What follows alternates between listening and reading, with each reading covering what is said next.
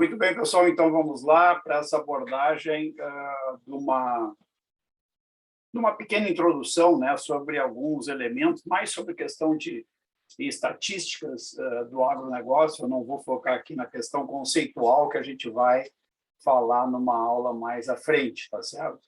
Mas trazer alguns dados relacionados à economia agrícola, ao setor agrícola, e alguns insights assim baseados em informações de toda ordem que ajudam a gente a compreender melhor, né, ou buscar que a informação que está disponível nos traga uma melhor compreensão da amplitude de alguns fatores que envolvem o agro brasileiro, que eu vou procurar destacar aqui, tá certo? Não só estatisticamente, mas como a informação é importante para a tomada de decisão, para as estratégias empresariais dentro de qualquer setor, e aqui voltado para o agro, que é o objeto do nosso estudo também. Então, um destaque, basicamente, do que a gente vai falar aqui, eu vou interlinhar com algumas informações e conceitos, mas, basicamente, dados e informação relevantes ao agro, tá certo? Bom, aqui um detalhe, essa figura, na verdade, ela me despertou uma outra informação na leitura da grafia dela, né? Não tem nada a ver com agronegócio, está falando ali dos maiores consumidores de petróleo no mundo. Quanto mais escura a área em roxo, maior o volume per capita de óleo no planeta, indo de 1 a 0,1 até mais do que 6, eu imagino aqui, toneladas de óleo equivalente por habitante, tá certo? Mas não é essa é a informação do gráfico, né, da figura. Mas o que me chamou a atenção aqui, sobre o ponto de vista de economia, e aí também a gente tem que pensar no agro, que o agro é os commodities agrícolas, né, que estão relacionados às cadeias de alimento, que são gigantescas, enormes, que trata das proteínas animais e vegetais, né, e de outras matérias-primas que têm relação com papel e celulose, a área de algodão, né, e tantos outros tecidos, outras matérias-primas que estão relacionadas ao agro, que precisam migrar de áreas produtoras para áreas de consumo, e aonde o Brasil se coloca como um grande fornecedor, né, por causa do seu clima e do seu potencial de território agricultável, goza de um enorme potencial. Não só já é um grande fornecedor, mas ainda um potencial de ampliar muito com base no desenvolvimento tecnológico. Mas o fato que me chama a atenção aqui é a logística, né? A gente observar esse gráfico onde passa a linha do Equador e a gente avaliar quanto de território e quanto de população envolve-se no extremo sul do Equador, né? Comparado com o extremo norte. Vocês conseguem ter uma dimensão. A maioria dos países consumidores de desenvolvimento e com boa renda, eles estão acima do Equador. E ainda um pouco mais longe, acima do Trópico de Câncer, lá em cima. Então, naquela parte da tampa do globo, vamos dizer assim, eu tenho a maior concentração de população e território da humanidade na Terra. Todas as matérias-primas têm que chegar lá. E tudo que se produz de riqueza e manufatura, que hoje a China, aqui no leste, é o maior país, né? Produtor de manufatura, que tem a maior competitividade, tem que fazer com que os seus bens sejam ofertados aqui embaixo. Sendo que lá em cima, a China está desenvolvendo ferrovias e rodovias para atender aquele riquíssimo mercado, que é o mercado europeu, via terrestre. Não precisa de navio, não tem mares me separando, né?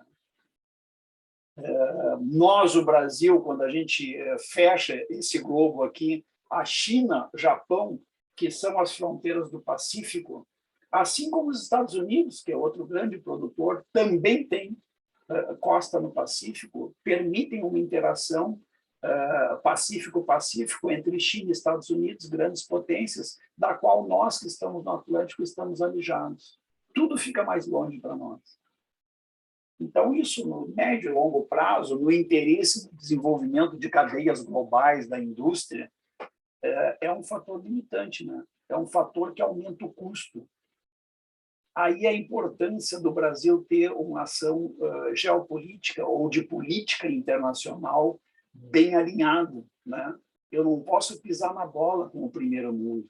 Eu não posso, eu tenho que cuidar como é que eu vou tratar as relações internacionais entre as discussões que os países têm lá no hemisfério norte, porque se eu tiver uma virada de nariz de um e de outro, ou se eu me demonstrar como um país muito primário, né, muito pouco profissional, muito pouco sério no lidar com as questões da economia, nas questões com o desenvolvimento, eu sou alijado. Eu vou dizer para vocês, eu acho que nós já estamos, entendeu? Dado o nosso amadorismo, né? A nossa forma de resolução, de obter tudo com resoluções no samba, né? É tudo sambando. Então, essa falta de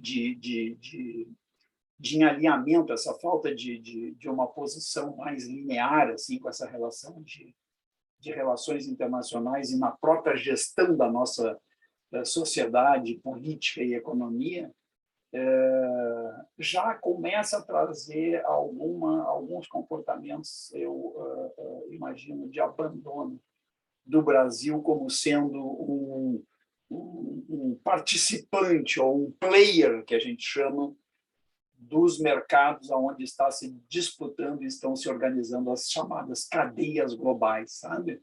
Aquela coisa de eu produzir uma peça importante para automóveis, onde eu vou produzir aqui e o mundo inteiro vai comprar de mim. Não, essas cadeias estão se organizando onde a logística é melhor e onde a estrutura e o comportamento e gestão política e econômica dos países é mais sério do que aqui.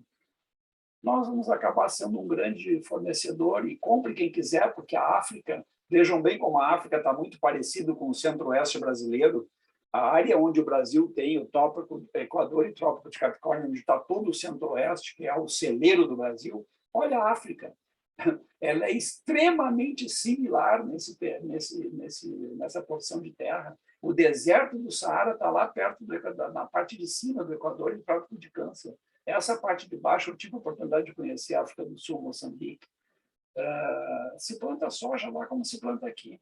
E os chineses estão muito mais perto da costa oeste, da costa leste da África do que estão da nossa. Né? Eu tenho que vir muito mais longe, praticamente o dobro da viagem, para sair da Índia, China, os dois maiores mercados consumidores do mundo, por causa das suas populações, mas toda aqui a Indonésia, que também é outro conjunto populacional excepcional, eu tenho que atravessar até o Brasil. Mesmo que eu decida ir pelo Pacífico, eu tenho que passar lá por baixo da América do Sul e chegar. Então, eu não consigo ter uma visão de que eu tenho uma possibilidade de aproximação ou de, no médio prazo, ser uma opção viável, mais econômica. A África está começando a ocupar, perdão, a China está começando a ocupar a África com a questão agrícola. Né? Então, se eles começarem a plantar aqui soja e outras commodities que eles demandam do Brasil hoje, eles se tornam autossuficientes e nós ficamos sem necessidade. A América do Norte supre a Europa lá com o seu excedente agrícola. Né?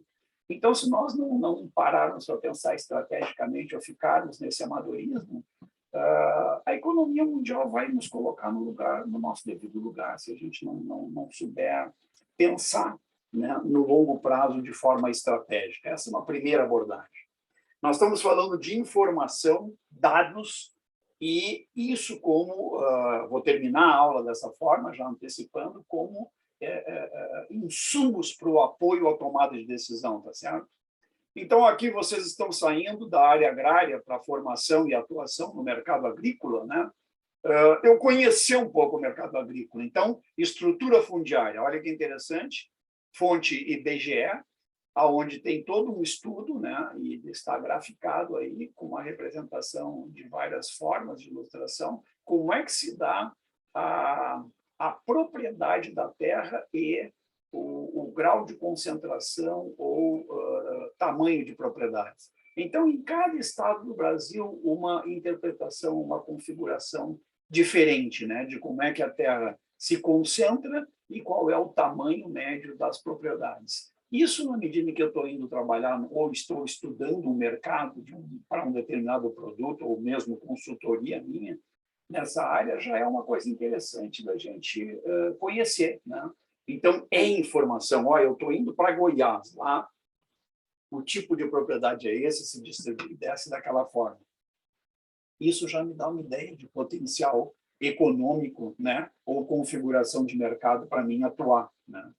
Então, vários tipos de abordagens interessantes aí para a gente poder avaliar. Ocupação das terras no Brasil. Então, uma outra informação que é muito discutida para a gente ter uma ideia, uma série de fontes ali. Propriedades rurais privadas, né, não alcançam ou não alcançavam, quando foi levantada essa informação, 40% do território, que é aquela parte laranja do gráfico. Esses 40%, ou mais especificamente 38,7%, metade deles com pastagens, né? 8% com lavouras e florestas plantadas. E vegetação nativa como reservas, né? Nas propriedades rurais dessas áreas privadas, 11%. Então, vocês vejam que do território todo, é uma parte bastante reduzida essa que gera o superávit, que gera a produção econômica, né? Depois, em verde, eu teria as áreas de preservação nativa. Então, contando com as áreas já de propriedade privada como reserva legal, eu teria mais unidades de conservação de 17% do território, vegetação nativa e reservas indígenas, 13%, e vegetação nativa e terras devolutas, relevos, águas interiores. Terra devoluta são terras ainda do patrimônio público, né? Aquelas que são suscetíveis à grilagem. Então, a gente nunca sabe a realidade disso aqui, está tudo em jogo, né? Porque o que se rouba de terra pública para fazer o uso capião e depois revender barato no Brasil é uma coisa inimaginável. Mas a maior parte, ou mais do que metade do território brasileiro, então, ainda está com essas áreas não exploradas, né? Sendo que nessas áreas não exploradas, é claro, eu também tenho aquelas que são limitadas, né, de exploração, que seriam áreas rochosas, terrenos com relevo acentuado, onde a agricultura não seria possível. O uso da terra no Brasil. Então, o uso da terra no Brasil, eu tenho aqui as áreas, tá certo? Toda a área agricultável do Brasil, 851 milhões de hectares, distribuído da forma como aí está colocado. Então, a área plantada do total da área é aqueles quase 40% que estava no gráfico anterior, distribuído com essa forma aqui, de acordo com as diversos commodities, vamos dizer assim, agrícolas e florestais, e lá embaixo, pastagens, né? Então, vejam que as pastagens elas têm o dobro da área da agricultura de commodities.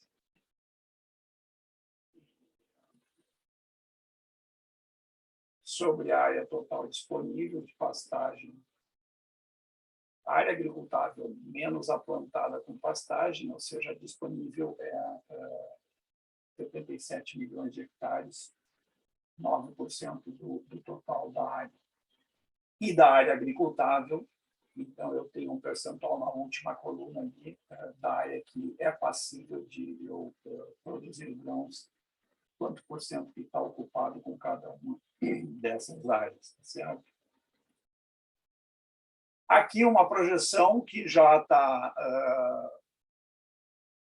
vencendo praticamente, né? Porque nós estamos ali 24 e 25, a projeção ainda mais realizada um pouco mais atrás, o que nos dá uma ideia de potencial nessa época que estava se fazendo essa projeção de crescimento do agronegócio brasileiro. Então, a gente, pegando ali os principais commodities, como soja, né? Carne bovina, que hoje nós somos o maior produtor e exportador, até 25, os potenciais nessas duas últimas colunas aqui, de crescimento percentual desses commodities aí, dão uma ideia da potencialidade que o agronegócio vivenciou ou se projetava na época, mas estamos vivenciando um pouco aquém, talvez, do que fosse essa projeção aqui, por causa dessa crise econômica e mundial que nós tivemos, mas uma perspectiva com potencial, no caso brasileiro, de crescimento bastante significativo. Aqui, as principais commodities internacionais que eu me referi em grãos e proteínas, como é que o Brasil se destaca nelas comparativamente no mundo. Então, vamos lá, começando pela pior delas, seria o arroz, né? O arroz, nós somos o 9º maior produtor mundial. E tanto em valores como em volume. Porque o arroz é um alimento de populações pobres, né? É China, Índia e a Indonésia, que consome e produz mais de 95% do arroz do mundo, por lá ser o alimento básico deles, junto com o Japão, né? Comem muito arroz. Na proteína animal, nós somos o 2º maior colocado em termos de tamanho de volume exportado e valor. Nas aves, proteína avícola, nós somos os 3º. Na produção de milho, nós somos os 3º, rivalizando com os americanos. Café, nós somos o maior do mundo em volume, né? E também em recursos. Em suínos, nós somos a 5ª maior nação em termos de volume de participação no comércio mundial. Laranja, suco, nós somos o maior exportador em termos de volume e financeiro. Na soja, também, disputando com os americanos, nós somos o 2º. Na cana-de-açúcar, nós somos o 1º. No feijão, nós somos os primeiros. Esse, sim, é uma característica de alimentação popular do nosso povo, então produzimos muito feijão. E em leite, nós somos o 4º em volume de exportação, o 5º, perdão, financeiramente o 4º, em volume de exportação o 5º. Então, vocês veem que nas principais cadeias dos commodities agrícolas, o Brasil se pontua muito bem. Quer dizer, nós deixarmos de termos uma posição importante é pouco provável, porque a gente segue crescendo, nós temos espaço para crescer, as tecnologias modernas vêm viabilizando o aumento da produtividade nas áreas já exploradas, quer dizer, tu explora mais em cada unidade e ainda pode crescer em área. E a maioria dos países do mundo não tem isso, pessoal. Não tem a área que o Brasil tem com o clima, né? Com o clima apropriado para o agro, com a questão de chuvas regulares, como o Brasil tem.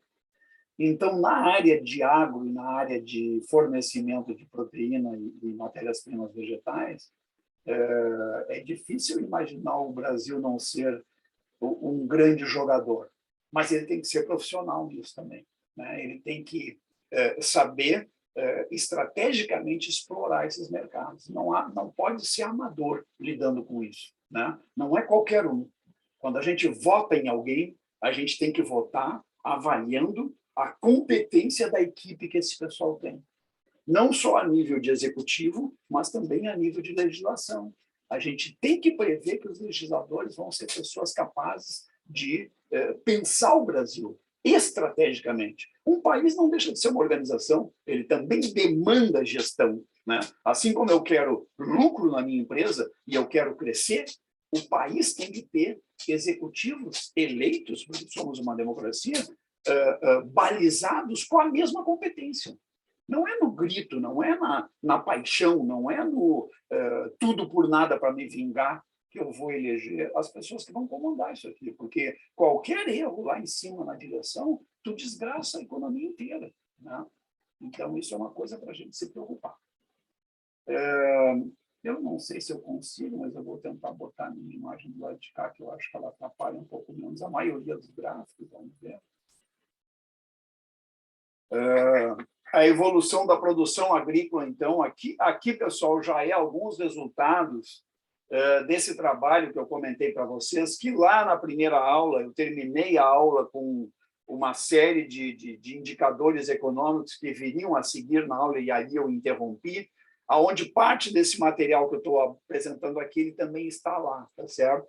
Foi a última atualização que eu tenho, eu repito, eu estou fazendo isso nesse ano agora, nesse período, primeiro semestre, uma atualização de todo esse material, mas foi a última que eu tinha relacionado a um histórico de informações que os organismos de controle estatístico do Brasil dispunham, tá certo? Então, a gente vai buscar esses dados aqui nos bancos de dados que a gente tem aí no Brasil, IBGE, IPEA, Fundação Getúlio Vargas, aí recebe esses dados de forma numérica, numa planilha, né? E aí eu organizo esses dados, beneficio eles e grafico, coloco num gráfico. E uma vez o gráfico pronto, eu tenho procurado fazer algumas análises de comportamento e de tendência, tá certo?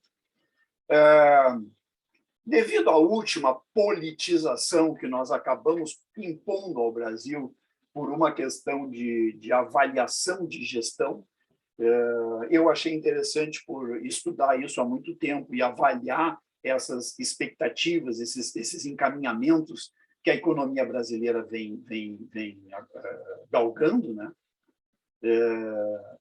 E essa onda de que eu convenço o povão de qualquer coisa, atirando no ventilador qualquer notícia e todo mundo acredita, e o comportamento, muitas vezes, de decisão de quem é que vai mandar ou não na questão da gestão de um país como o nosso, gigante, possa vir a ser influenciada por algo que não seja a verdade mais, ou pelo menos a verdade mais próxima da realidade, né?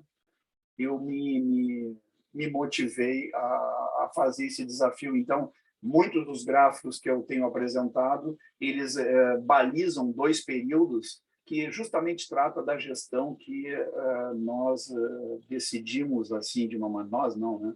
De uma maneira coletiva, a sociedade brasileira decidiu absorver como uma grande crise, uma desgraça brasileira, né? E que eu nunca havia enxergado ela, porque eu acompanho. E foi uma das motivações de iniciar esse trabalho, foi justamente trazer mais verdade baseada em dados e fatos próximos da realidade, né? Para que a gente possa avaliar de uma maneira mais objetiva. Então, retornando lá para aquela questão temporal, são séries de dados, tá? Aqui, por exemplo, vocês têm um exemplo, que é a evolução da produção agrícola em termos de área, produção e produtividade, são essas 3 linhas aí, e elas começam em 1975, ou seja, quer dizer que não tinha dados antes disso, tá certo? Todos os bancos de dados eu tenho avaliado de 1960 para cá. Quando não é 1960, não antes de 1960, mas quando não é 60, é posterior a isso, é porque não existem dados nos bancos de dados de informações sobre esses indicadores anteriores àquela data. Tá? Se for 1960, é provável que tenha dados anteriores a 60, mas eu fiz o corte para não ficar uma coisa tão grande. E eu venho atualizando isso desde então, tá certo? Então, aqui a gente pode observar, eu fiz um comportamento de crescimento e escrevi ali, o crescimento médio anual de 75 até 2003, da área plantada foi 0,3% ao ano, a produção cresceu em média 3% ao ano e a produtividade 2,6% ao ano. Então, vocês vejam que a área plantada mesmo não teve uma grande ação de ampliação, mas o grande efeito que teve foi a tecnologia colocada em cima de cada hectare, né? Isso melhorou muito e esses foram os indicadores nesses primeiros 30 anos aí desse banco de dados. Quando eu pego o período de 2013 a 2014, antes da crise que a gente começou a vivenciar com base na eleição e, posteriormente, impeachment e tudo mais, o crescimento anual nesses 12 anos, veja bem, ó, o da AIA ele foi 7 vezes maior do que nos 30 anos anteriores, cresceu 2,8%. A produção de grãos ela teve um aumento ela dobrou em 12 anos. O crescimento médio anual, eu estou falando, tá certo? Então, foi o dobro do crescimento médio anual da produção agrícola do que havia sido nos 30 anos anteriores, pelos dados medidos de 75 para cá. E a produtividade, que tinha sido quase 2,6 por ano, nesse período, a produtividade para cada hectare aumentou 3,29% ao ano. Então, esses indicadores, se a gente vai medir e avaliar o desempenho que a economia teve no setor agro, agregado, né, avaliando, né, isso, veja bem, é estatística, tá certo? É a verdade estatística. Lembra? A realidade gira por aí, mas é claro que ela não vai ser radicalmente diferente com esse tamanho de significância, de diferença e volume, né? Mas ela, é claro que vai ter uma variação disso. Com base nas informações, avaliando todo o agro, são esses os dados da sua evolução num período recente. Quando eu vou para o lado dos commodities, quando eu vou para o lado dos produtos, café, trigo, arroz, milho, soja e cana-de-açúcar, são essas as curvas que eu encontro. Vocês vejam que o café é praticamente estável, ele teve aumento de qualidade, mas não significativamente aumento de área e volume de produção. O trigo, que é a linha laranja, a mesma coisa. O nosso país não é vocacionado ao trigo. E o trigo, vocês observem que os dados só começam em 1990. Eu não tenho dados de produção de trigo antes de 90, né? Até porque a significância da lavoura talvez não fosse muito grande. O milho, que é a linhazinha amarela, essa sim, junto com a soja, que é a linha verde. Esses dois tiveram um crescimento bastante significativo, até porque eles são correlacionados como matéria-prima das cadeias de produção de proteína animal, né? Eles são o insumo para a ração. E nós somos o maior produtor, pelo que a gente viu na tabela anterior, das 3 principais proteínas vegetais, que é carne de bovinos, aves e suínos. Então, nós estamos muito bem colocados no mundo nessas 3 cadeias. Então, a demanda por alimento para essas cadeias está baseado muito na ração oriundas da proteína vegetal do milho e da soja. O arroz é outro, passei por cima dele, que caberia também botar junto com o trigo e o café. Observe que o arroz também não tem uma evolução em termos de aumento de volume de produção ao ano nesse período, né? O que ocorre com o arroz? O arroz é amido, o arroz é um commodity de produção, de consumo não muito caro, e ele talvez não tenha uma elasticidade de renda muito significativa, né? O que seria a elasticidade de renda lá da economia? Aumenta o salário, como é que aumenta o resto das coisas, né? Então, se eu tenho um produto inelástico, que seria o caso, as pessoas estão mais ricas na sociedade brasileira, como realmente aconteceu. Elas vão comer mais carne ou elas vão comer mais arroz? Né? Elas vão comer mais alguns produtos onde a elasticidade de renda ela é positiva, ou seja, quando aumenta a renda, eu quero comer mais daquilo. Né? E uma outra commodity que aí está refletida, pessoal, nesse eixo bem à direita, tá? A diferença do commodity cana, em termos de milhões de toneladas, ela é tão maior do que a dos grãos, que são alimentos, que eu fiz um eixo paralelo no mesmo gráfico. Vocês veem que a escala do eixo que está do lado direito do gráfico, comparado com a escala do lado esquerdo, ela é muito maior em termos de milhões de toneladas. Mas, sem dúvida, pegando os anos aqui, desde 60, está vendo? Esses dados aqui, por exemplo, tem informações antes de 60, por isso que eu começo em 60, mas desde 60, a evolução da cana-de-açúcar foi a que mais teve ascensão. E, de novo, ali a linhazinha vertical me dividindo os 2 períodos pré e pós essa gestão tão questionada e debatida nos nossos meios sociais e políticos, né, pessoal? Então, não dá para dizer que o Brasil, depois de 2000, foi inferior ao Brasil que eu tinha antes de 2000. Quando eu olho essa produção de commodities e procuro analisar as suas evoluções em termos percentuais, aqui eu já estou colocando todos os commodities em cima um do outro, tá certo? Então, os volumes aqui eles mudam em milhões de toneladas, porque agora eu estou analisando os três juntos. Quando eu estava olhando esse gráfico, todas essas linhas para cada commodity começam no zero. Então, essa é a evolução que eu tenho de pouca produção para a produção apontada ali no lado bem direito, mais recente do período, é quantas toneladas eu estou produzindo de cada um deles. Quando eu passo para esse gráfico, eu já estou somando a tonelagem de todos eles, tá? Por isso que o gráfico está em área. E nessa tonelagem de todos eles, eu faço a mesma análise, olha lá. Ó. A produção de... Eu separo grãos e cana-de-açúcar porque a dimensão, repito, ela é diferente, tá? Então, em verde, as linhas verdes ali são a cana-de-açúcar e essas áreas pintadas aí são os commodities. Em grãos, a média de tonelada ano produzida de 1960 até 2003 foi de 47 milhões de toneladas. A média passou de 2003 até 2015 para 152 milhões de toneladas ano. Ou seja, a riqueza produzida foi ou era 3 vezes maior do que foi a média do período anterior, tá certo? Se eu analisar em termos de crescimento médio anual, e vejam bem, eu estou começando lá em 1960, quando a agricultura era outra agricultura. Eu identifiquei aqui no cálculo realizado 4,04% de crescimento anual, o que não é pouco, é um bom crescimento, né? Nesse período, a população até crescia isso, até um pouco mais, então era um equivalente ao crescimento da população, mas, de qualquer maneira, é um crescimento significativo. 42 anos até 2002, desde que o professor que vos fala nasceu, tá bom? Aí eu vou olhar o crescimento desse período recente de 12 anos. Então, a produção de grãos teve um crescimento de 6,25% ao ano. Então, a inclinação da velocidade de crescimento dos volumes produzidos aumentou muito.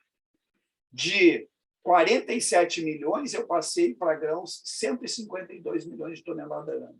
E a cana-de-açúcar, que eu produzia 183 milhões de toneladas ano nesses primeiros 42 anos, eu passei a produzir 631 milhões de toneladas anos, sempre lembrando que isso é a cana-de-açúcar, tá certo? Eu separo aqui a cana dos grãos, porque vocês veem que a cana pesa muito, né? E ela é um insumo para produzir açúcar e, hoje em dia, mais modernamente, porque aqui no início, a cana-de-açúcar nos anos 60, 70, 80 era só para produzir açúcar. Quando nós passamos a produzir o álcool combustível, houve uma elevação muito significativa da oferta, da produção de cana-de-açúcar. Certo?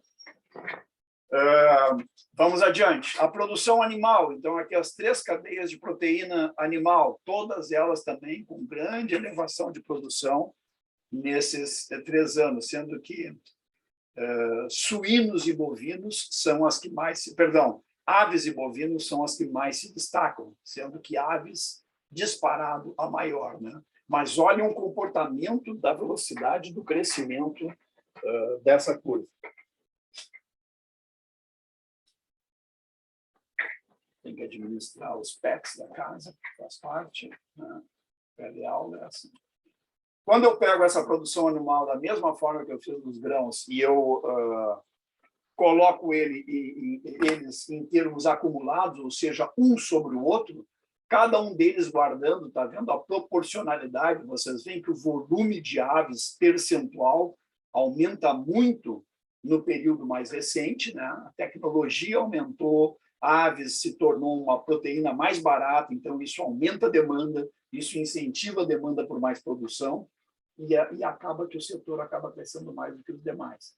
Mas os bovinos em marrom, esse âmbar aí é o segundo colocado, e por terceiro os suínos, né?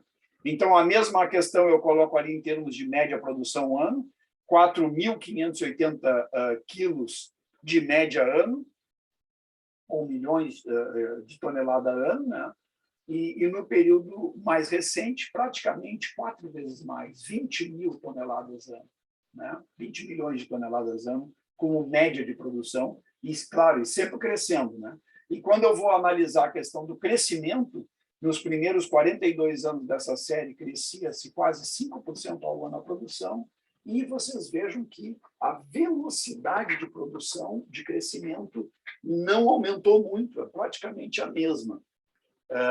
Eu estou analisando, é claro, aqui um período mais longo, né?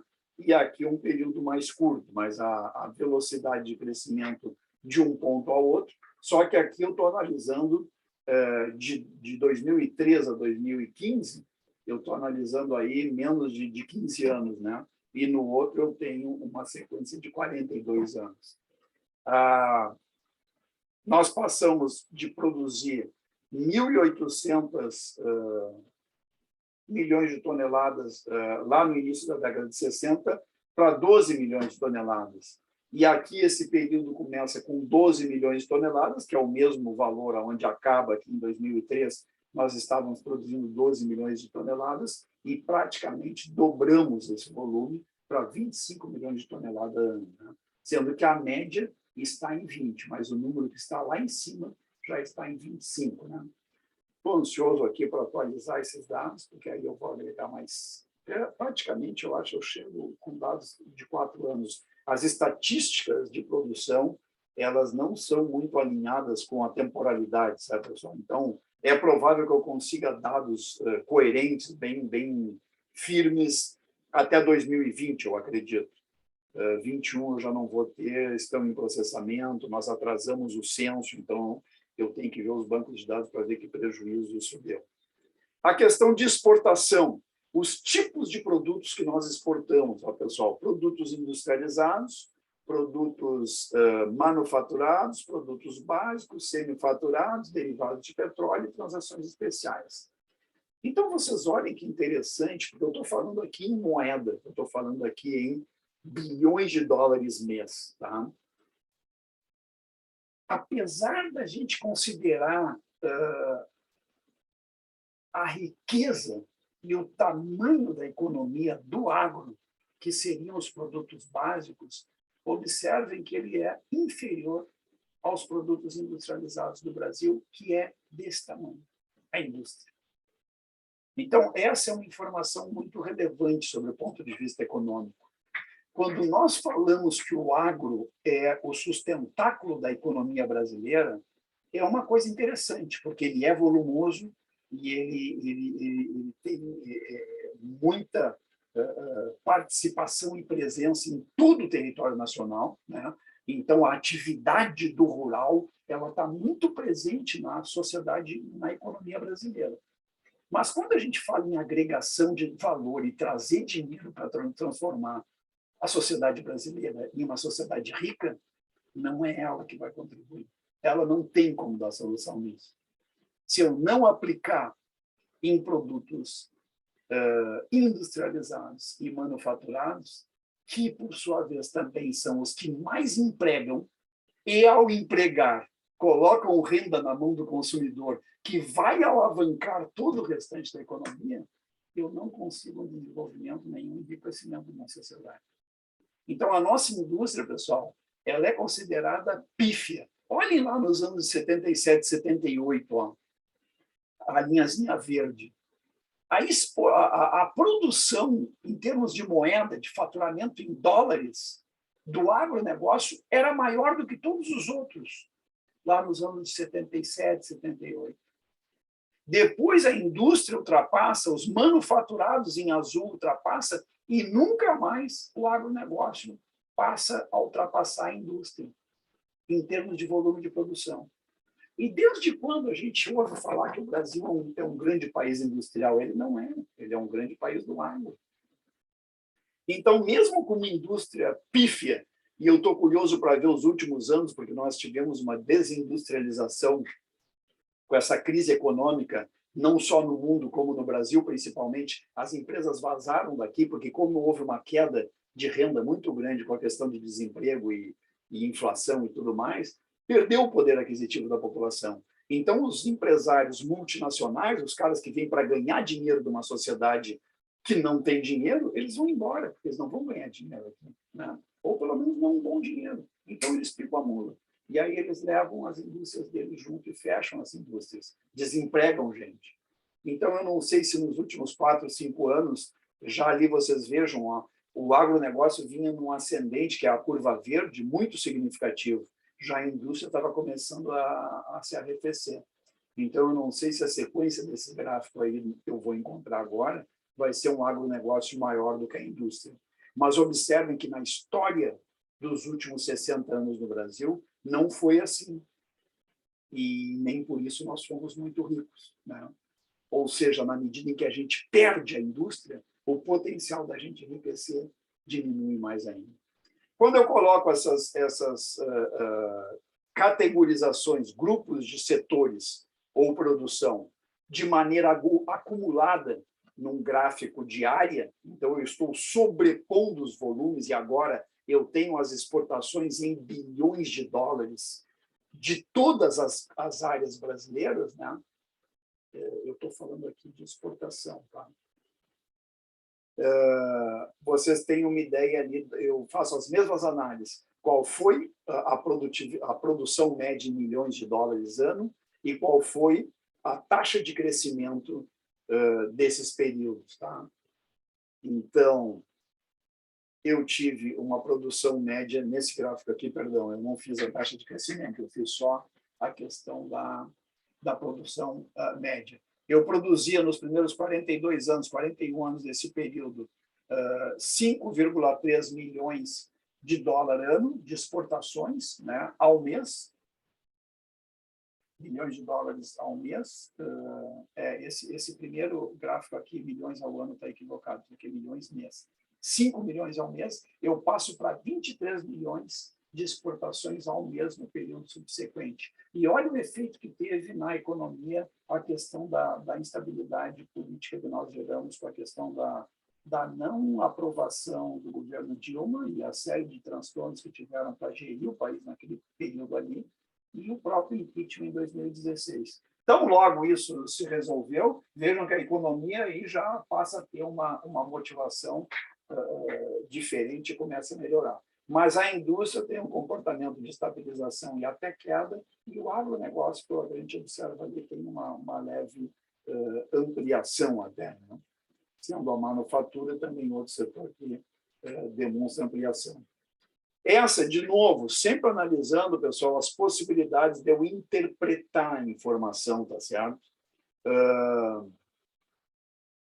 Quando eu estou aqui analisando em termos de distribuição percentual de cada um desses setores, em termos de volume, não mais só financeiro, mas a percentagem de dólares exportados, a gente tem um comportamento de todos os setores em termos de participação.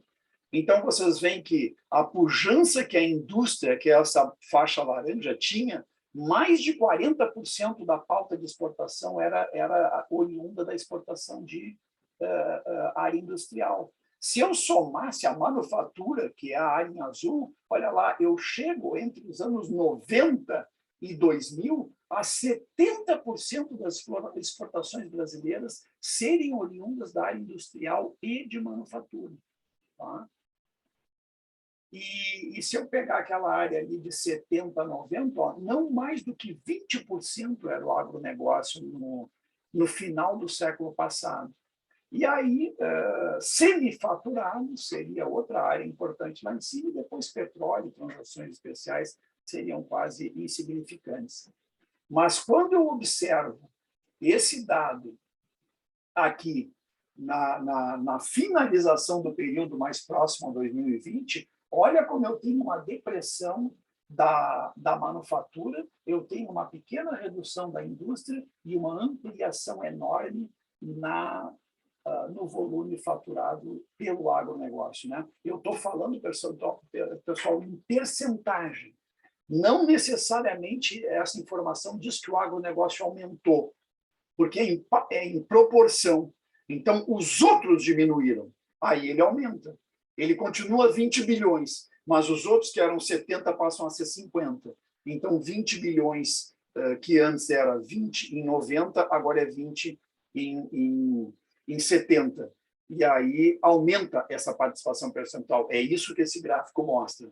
Então, a relevância do setor, não necessariamente o volume, tá? O volume eu vou ver por esse gráfico aqui. Aqui sim eu tenho os volumes em termos de bilhões de dólares exportados mês de cada setor. Aqui eu tenho a participação e a distribuição percentual.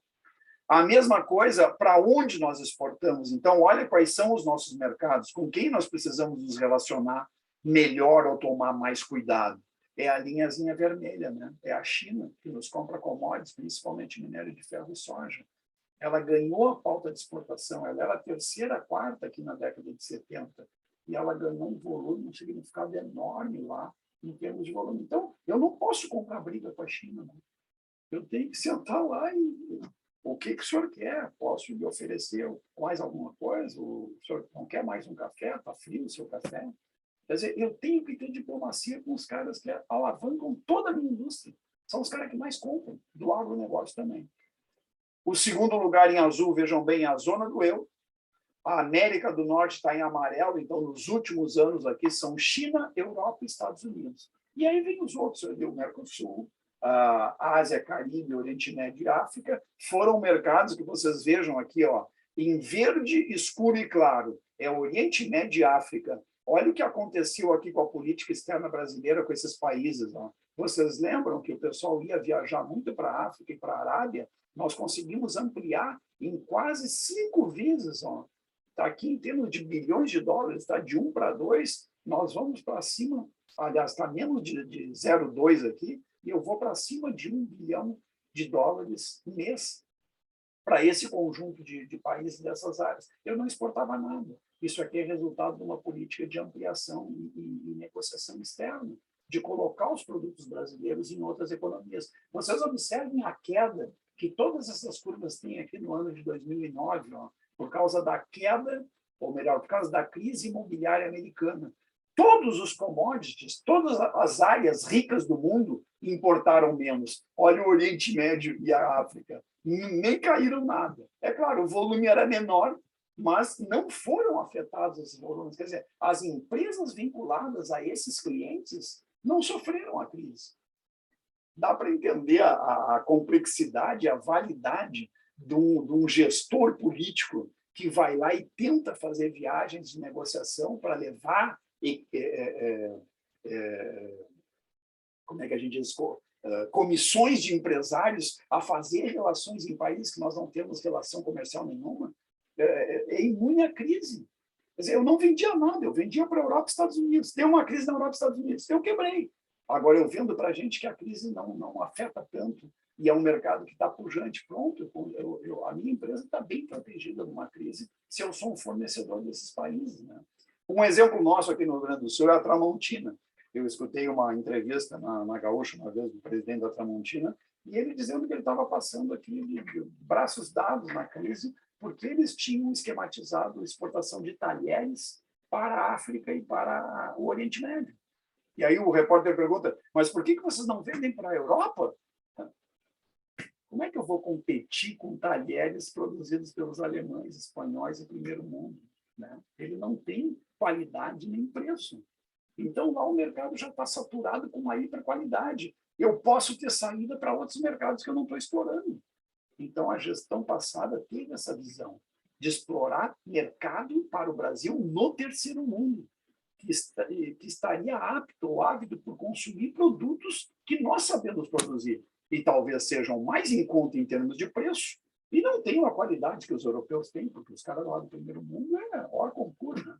É difícil bater os caras, eles já estão há muito tempo nesse business. Então, eles fazem coisa boa e barata, e a gente só faz coisa barata, boa ainda não. Então, eu tenho que achar mercado para essas coisas que não são tão boas, né? Quando eu coloco todas essas áreas de exportação, esse é o comportamento que eu tive em cada uma delas, né? Pintado pelo colorido da área. Então, me diz como é que cresceram os volumes aí, e disparado a gente vê que a maior influência no crescimento dessas curvas foi a base, que é a zona da Ásia-Pacífico, que é a China, né, e o Oriente. Depois a zona do euro, que até diminuiu um pouco, acompanhou, e as outras também, né? A que realmente cresceu, a que ocupou espaço, foi a China, nesse período mais recente. E eu observo isso também no gráfico de participação percentual, né? Vocês veem que as demais áreas coloridas lá em cima vão diminuindo a espessura da sua área, e a área da China vem empurrando todas elas para cima, ou seja, vem abocanhando mais da participação do volume total das exportações, da pauta de exportação brasileira. Bom, aqui uma outra, aí já volto para a questão de alguns dados, né, sobre a questão de informação e logística, comparando transportes. Ó. Então, vamos dizer que eu tivesse uma safra para sair de Lucas do Rio Verde, e aqui vários modais alternativos que o Brasil tem, e aí, claro, vai depender de chuva, navegabilidade de rios, a questão de profundidade e dragagem, que é cara fazer, que viabilize carregar navios mais ou menos cheios para dar maior eficiência, né? Assim como as linhas férreas. Mas vocês observem, pessoal, que ali eles colocam esse dado colocando valores, a distância e o custo por tonelada transportada. Então, se eu saio do Mato Grosso, em Lucas de Rio Verde, e pego lá a primeira opção, pegando uma parte fluvial de 1.200 quilômetros, 1.500 quilômetros de estradas, passando por Porto Velho, em Roraima, e chegando a Itacoatiara, no Amazonas, eu vou ter um custo de R$ 248 na época calculado, né, por tonelada transportada. Vejam que se eu fizer todo esse trajeto, que ele é um pouquinho mais curto, por rodovias, eu vou ter um custo de R$ 10 mais caro só. Então, eu estou fazendo uma composição de modais lá em cima, mas a diferença no final ela não é tão significativa. Eu tenho que ver se eu tenho outros ganhos. Mas aí eu estou entregando em São Paulo. Se eu pegar Lucas do Rio Verde e chegar a Rondonópolis, fazendo quase 600 quilômetros de caminhão, Rondonópolis eu posso embarcar num trem. Hoje eu tenho uma estrada de 1.500 quilômetros, que vai levar também ao Porto de Santos, que é um grande exportador, ali sim já com um ganho mais significativo. Ó. Cai para R$ 216 a tonelada transportada. Eu posso ir até o porto de Paranaguá, que são 2.278 quilômetros, a R$ 227 a tonelada transportada, também um porto exportador. Ou eu posso ir também com o modal rodoviário e hidroviário por R$ 167, levando a Santarém, no Amazonas, para exportar. Então, eu vou fazer um trecho de estrada aqui, 113 quilômetros, depois em Miritituba, Pará, eu vou pegar a navegação, mais 280 quilômetros, vou levar até Santarém. Ou então, a rota utilizada atualmente, que é a mais barata delas, eu vou levar 300 quilômetros e 22 até o porto de Nova Canaã, no norte do Pará, e de lá eu vou fazer 1.425 quilômetros de balsa, navio, até o porto de Santarém. Aí sim é uma vantagem significativa, praticamente a metade do valor da opção mais elevada lá em cima. Pessoal, todos eles carregando o produto do Mato Grosso, que é a soja exportável, para diferentes portos na costa brasileira, né? Sendo que eu vou de São Paulo até Amazonas, Santarém. Então, isso também pode ter alguma influência na questão de saída do porto para qual mercado. Se eu estou exportando para a Europa e Estados Unidos, eu sair por Amazonas é uma boa saída. Agora, se eu estou exportando para a China, que eu vou ter que passar por baixo da África lá, eu saindo do Amazonas é mais longe do que eu saindo de Santos ou Paraná aqui embaixo, né? E praticamente a cruzar o oceano eu já estou ali no sul da África.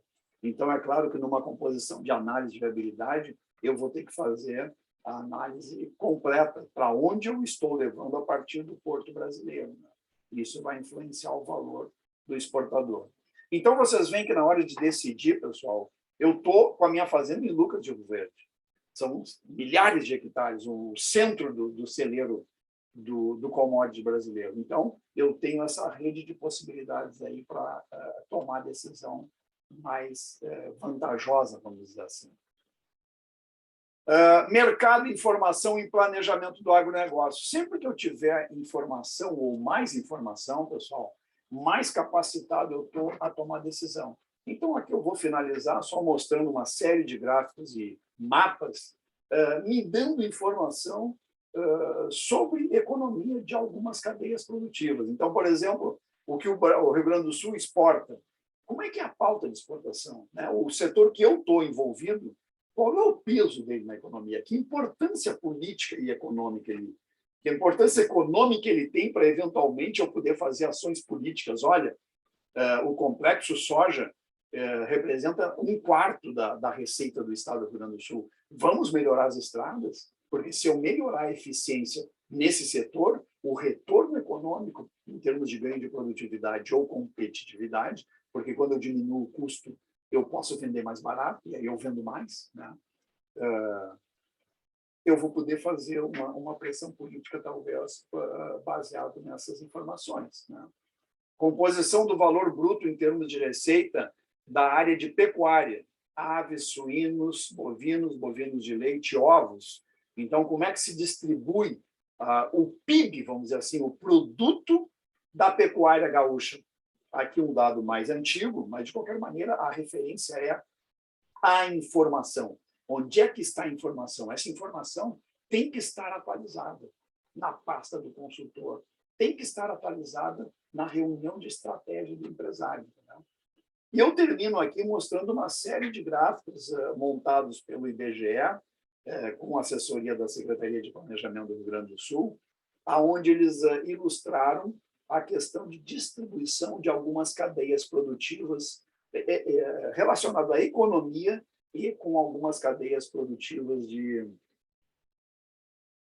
agrícolas que nós temos no Rio Grande do Sul. Esse primeiro é demografia, as maiores populações, onde é que estão, então estariam em Porto Alegre, em preto ali, depois em vermelho, Caxias, Santa Maria, Pelotas, Rio Grande, e a zona da Grande Porto Alegre, Canoas, Vale dos Sinos ali, as zonas mais populosas. Depois, outras regiões ou cidades, né, municípios com maior população e menor população.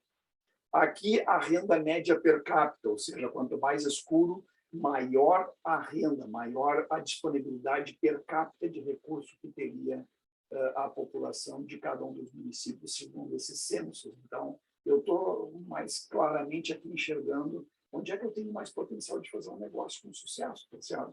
Porque para um negócio andar bem tem que ter renda, senão não funciona. Aqui o índice de desenvolvimento humano, também de vermelho até verde escuro, aqueles municípios que têm as melhores condições desses indicadores. O valor da indústria, ou seja, qual é o tamanho da produção em PIB, em volume gerado de recursos, né, de cada um dos municípios aí explicitados nesses pequenos círculos. Então, vocês veem a enorme concentração que nós temos de produção de riqueza, né, de economia maior ao redor do centro urbano de Porto Alegre. Quer dizer, se tu quer fazer um desenvolvimento regional, tu tem que promover a industrialização do interior, entendeu? Senão tu não leva dinheiro, emprego e salário bom para o interior. Tu tem que fazer essa política de interiorização, senão fica tudo muito concentrado. Aí tu tem as mazelas da concentração da renda também. Esse aqui repetiu a população.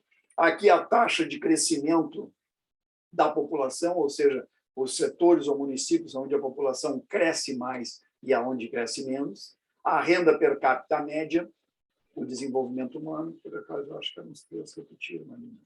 E aqui eu começo com a parte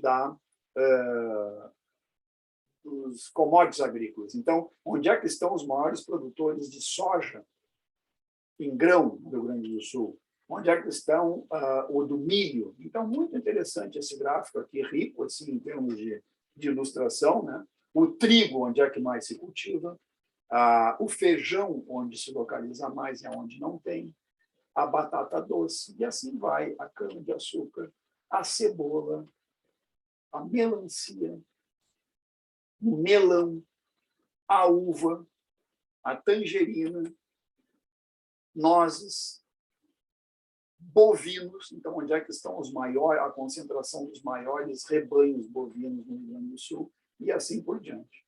Então, pessoal, eu acabo aqui destacando isso, quer dizer, na medida em que eu estou gerenciando e na medida em que eu estou atuando num setor econômico qualquer, o nosso caso, o agro, eu devo me preocupar ou devo me manter atualizado de maneira sistemática com essas informações do campo econômico, não só para montar minhas estratégias, não só para conhecer o negócio, mas também para melhor habilitar o desenrolar das estratégias que eu vou implementar, né? Quais são os riscos do negócio? Onde estão as oportunidades do negócio?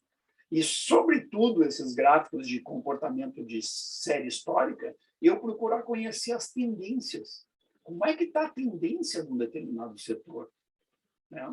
Então, eu falei aqui só de indicadores econômicos, eu poderia entrar em preços, né? Eu poderia entrar em outros elementos que estão disponíveis aí. Para mim, quanto mais informação eu tiver, maior a disponibilidade de dados e possibilidade de eu racionalizar em cima deles.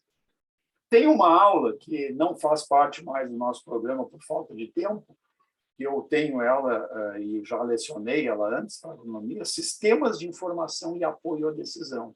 Então, eu preciso de dados, que é a matéria-prima para mim tomar decisão, e sistemas de apoio à decisão é o processamento de dados com o uso da informatização, quer dizer, a capacidade de fazer cálculos com um grande volume de informação, para, a partir dos resultados desses cálculos, como, por exemplo, o crescimento médio, que eu mostrei em alguns gráficos para vocês, a distribuição percentual de atividade de setores. Né? Para mim, compreender aquilo ali, só se eu tiver um computador que pegue uma massa de dados, processe e me plote num gráfico. Se eu não tiver essa capacidade do computador, a mão vai ser super difícil fazer aquele gráfico. Então, o computador ele passa a me dar uma informação mais qualificada que a minha mente tem para tomar decisão. Então, toda a teoria baseada em sistemas de informação e apoio à decisão, que é uma área que daria para a gente explorar em termos de conhecimento, né? Ela tem um resumo nisso, quer dizer, eu apoio a decisão de uma forma mais qualificada, porque eu pego uma imensidade de dados e processo esses dados, traduzindo eles numa informação que só com a minha cabeça eu não conseguiria ter. E uma vez que eu tenho essa informação mais qualificada, eu aprimoro, eu apoio a minha decisão de fazer X ou Y em termos estratégicos na minha empresa. Então, é muito importante, fica aqui essa mensagem. Então, a aula é sobre alguns indicadores do agronegócio, mas eu, de tabela, aproveito e trago para vocês um pouquinho a questão de gestão, essencial. Se eu não tiver dados, eu não gerencio. Eu estou falando aqui de estatísticas, né? Demográficas, econômicas, de produção física. Mas dentro da empresa, pessoal, é a mesma coisa. Eu preciso produzir dados, controlar custos, controlar a produção, controlar a evolução de consumo físico e financeiro de insumos, na medida em que eu analiso séries históricas e comportamentos ao longo do ano desses indicadores, eu vou podendo me aproximar da realidade para saber o que está acontecendo com a evolução da produção, da produtividade, da fertilidade dos meus campos, né? Então, se eu não tenho uma disposição para registrar a informação que vão ser futuros dados que eu vou processar computacionalmente para identificar comportamentos, eu não consigo gerenciar. O gerenciamento, a base do gerenciamento é a informação. Então, eu tenho que me dispor a gerar o dado para poder gerar a informação, senão fica um achômetro. E esse é um elemento importante dessa aula. Tá bem, pessoal? Então, basicamente era esse a mensagem dessa aula. Fica ela aí gravada para vocês fazerem uma revisão quando precisarem. E nos encontramos oportunamente. Muito obrigado pela atenção e tenham uma boa sequência de semestre.